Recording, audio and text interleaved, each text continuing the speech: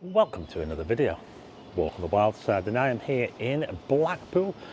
Just behind me is the old main post office here with the famous red telephone boxes out the front. And this video is a bit of a long awaited video actually, really, because I mentioned that there was an incident involving me outside this post office. I'm going back a long way, by the way, it goes back a long way. And I mentioned it a few months ago that I'd do a video about it because I think you'd find it quite interesting, really. But yeah, so the story is, and I'm going back about 32 years, maybe back to 1992, 93. It's a little bit blurry, can't quite remember when it was, but I was actually arrested right here at this post office. Yeah, why was I arrested? Did I end up going to jail? Well, I'll tell you after this.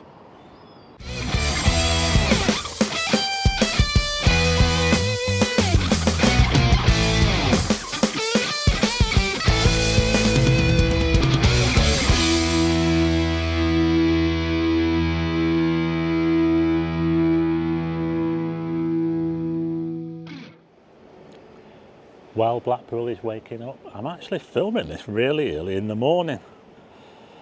I didn't want to do it when there were so many people around because I might get embarrassed, you see.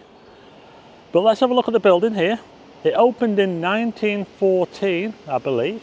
Edwardian. I mean, just look at this. It's been empty for ages. And the council keep trying to sell it off, and it's actually got sold signs on it. Can you see? It was meant to be being turned into some sort of hotel, boutique hotel, and bar or something like that. It's a huge building, and it's magnificent, isn't it? What we used to build in the olden days, yeah. Vacated very long ago by the post office. They moved to a new HQ up at Bistro, but we're just looking now towards one of the main doors. Now, one afternoon, way back, in 1992, 93, I went through this door here and I did something. Surely I didn't hold it up.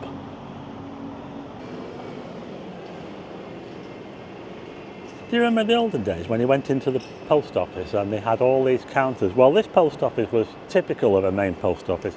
It had loads of counters, maybe about 10 counters, something like that. And there was only ever like 2 or 3 open, and that's one of the doors there. They also had another door, well, got another door over there as well, as you can see down there. I think that maybe this one is the only one that I ever went into. So yeah, what happened here all that time ago? Well, I think it's time for the reveal. Tell you what, it's getting pretty noisy here in Blackpool. I'm filming this at about 7:30 in the morning. The sound of buses and street cleaners is getting pretty noisy, so I'm having to sort of wait for them to go out of the way before I tell you what happened. So what happened is, right, it's about cars, right? So I was buying a lot of cars at that time. I was a bit of a boy racer actually. Well, I wasn't really a boy racer, but I was a bit younger and I used to go through quite a few cars. So I needed a new car at one point, and I was asking around and I said, oh, I could do with a really cheap car, you know, like a banger. That's what I was after. And someone told me, why don't you see Mick? Now, Mick was someone who we sort of knew. I didn't know him that well, but, and I thought he was a bit of a scallywag actually, Mick. He worked on a scrapyard. I don't think that scrapyard's there now. So I bought a car off Mick, and I probably paid 150, 200 pound for it, something like that. Not a lot, it was a banger. It was a Vauxhall Astra, brown, and it was a boxy one, you know. I mean, back then it would have been a pretty old car actually, like a Y-Reg or something like that. So I bought this car off Mick. And back then, when you bought a car, it had to come, well, they still do, come with an MOT certificate, but back then it was different. It was on paper. an MOT, a proper certificate, you know, with the watermark on it and all that sort of stuff.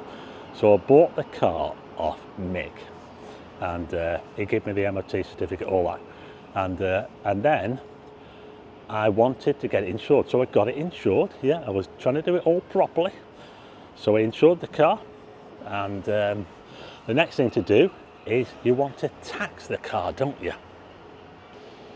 Has anybody noticed this here? It says police station just above where the doors are to Abingdon Street Market. Did I end up getting taken to a police station? Well, that's an old police station, that one. Anyway, so like I said, I needed to tax the car, and that brought me here to the main post office in Blackpool, and I went through that door there and I waited in line. Cashier number 3. You know what they're like, don't you? I went through there, I took my insurance, I took the logbook, I had all the stuff with me as I went in there and showed it to the cashier. And what happened next? What happened next is that she said she was going to call the police. And the reason is the MOT certificate was a forgery.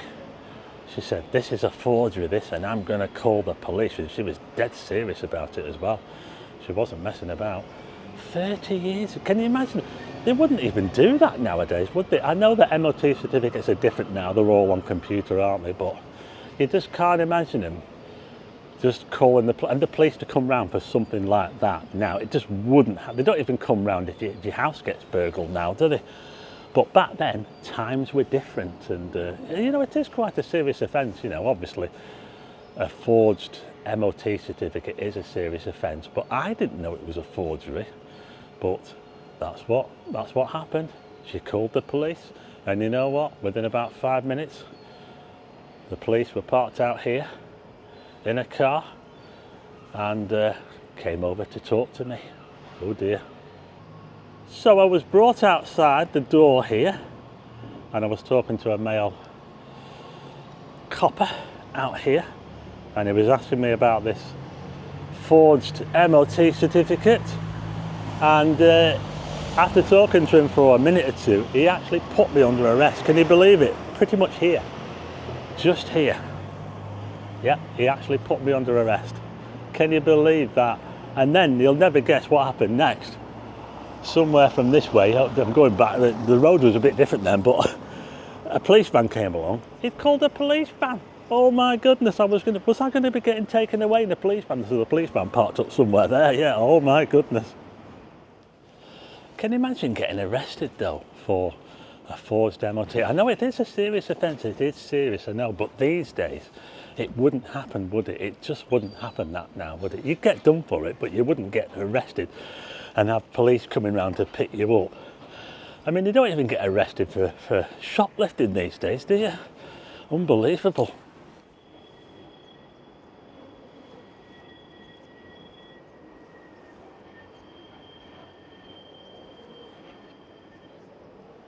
Yeah, so we've now got a police car and a police van parked outside the front of the post office for me. Can't believe it.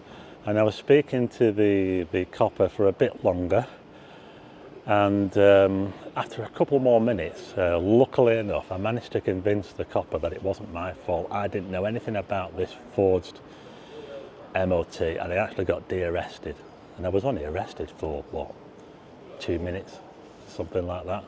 So that was a bit of a relief. And what he said was, you can come to the station now if you want, or we can sort it out later. It was probably about 2-3 o'clock in the afternoon. Very busy here in the town centre. And I decided, let's get this over with, shall we? I mean, I was absolutely gutted, you know, because I had this car, and it was a nice car as well. Well, I say nice car, it was a banger really, but it drove well. It just had the forged MOT, so it was illegal. But I was trying to tax it. I was trying to do the right thing by coming in here to tax the vehicle, and I end up getting arrested by the police. Can you believe it? Yeah, I can't believe it. But anyway, I ended up going to the station. I didn't go in the van. Oh my God, can you imagine if they took me in the van? That would have been embarrassing. I ended up going in the car to Bonnet Street Police Station for a bit more questioning.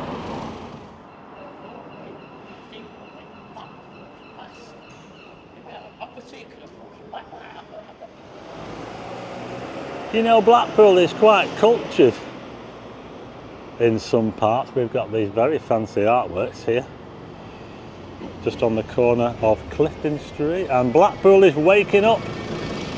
So I ended up getting taken to Central Police Station, Bonnet Street Police Station, in a police car. I was in the back of the car, and I was up for interrogation for trying to pass a forged MOT certificate here at the main post office in Blackpool. What happened next?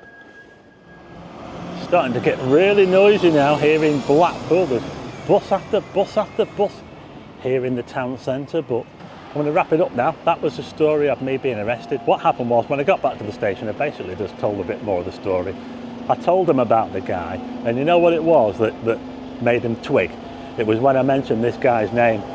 That was actually when I was outside here. When I mentioned his name, that was the key to getting me de-arrested, because they knew him, and apparently he'd had form, he'd had previous. So I did say it was a bit of a scallywag. You know, when you're buying a car, be careful who you're buying it off. That's what I say. And it was all sorted out. I can't remember what I did with the car. I think I did actually get an MOT, funny enough, in the end. Yeah, I got it done and got it insured and all that, but I didn't keep it that long, because like I say, it was a bit of a shed really. £200 banger, if that. I don't think it even costs that much. Yeah, sometimes if it's too cheap, you know, it's a bit suspicious. But anyway, there you go. I'm going to leave it there now. That was the story of me being arrested here in Blackpool outside the main post office 30 odd years ago. Yeah, so you know about it now. I've told it.